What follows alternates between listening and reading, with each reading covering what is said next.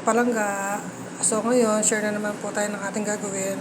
Magmamarinate po tayo ng salmon. O request na naman po ni Amo, maggawa ako ng salmon. So ayan, imamarinate ko na siya bago siya ipapry dito. Ayan, ngayon start na. Lagyan ko siya ng konti lemon, pampawala na lansa. Tapos, lalagyan ko siya ng ganito, ng lemon pepper seasoning. Ayan. Tapos, paprika. Lalagyan ko siya ng paprika. Ganyan. Tapos, lalagyan ko siya ng paminta. Pagsama-samahin lang po siya. Tapos, asin. Then, yung kanyang sauce. Yung Indo soy sauce. Yan. Lalagyan ko lang siya ng ganyan.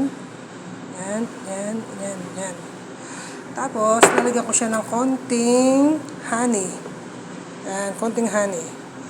Lalagyan ko lang siya ng konting honey. Yan. Kaya ganyan ko lang siya.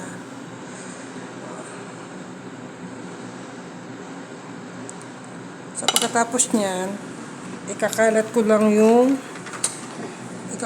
yung nilagay ko mga sangkap. Ayan. Ganyan-ganyan lang. So, ibababad ko muna siya ng konti para manuot yung lasa ng ating tinimplang salmon. Actually, ang salmon, madali lang siya lutuin kasi hindi ito pwedeng madry kasi hindi masarap ang salmon pag sobrang luto. So, ayan, na-marinate na siya ng ganyan. Hayaan lang siya natin konting mababad. Tapos, ipapry na siya natin mamaya doon. Dito. So, ayan, ganyan lang siya. Mamaya, ipiprito ko na siya para matapos na naman tayo sa isang luto natin. So, wait lang bago ko siya i-fry. So, ayan, nainit ko na yung pagpipirituhan. Parang grilled lang siyang ipiprito. Ayan.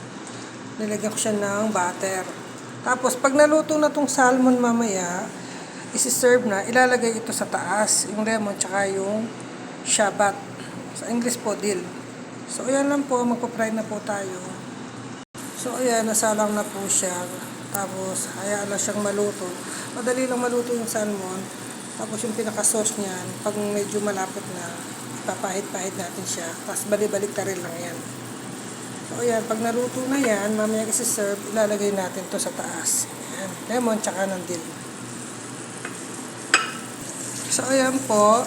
Paluto na siya, ganyan po magiging consistency niya, itsura. Luto na yan, luto na ang ating salmon. Pag isi-serve ko na siya, doon ko na lang po ilalagay ito. So, yun lang po ang aking magiging share na tip ngayon sa aking pagluluto.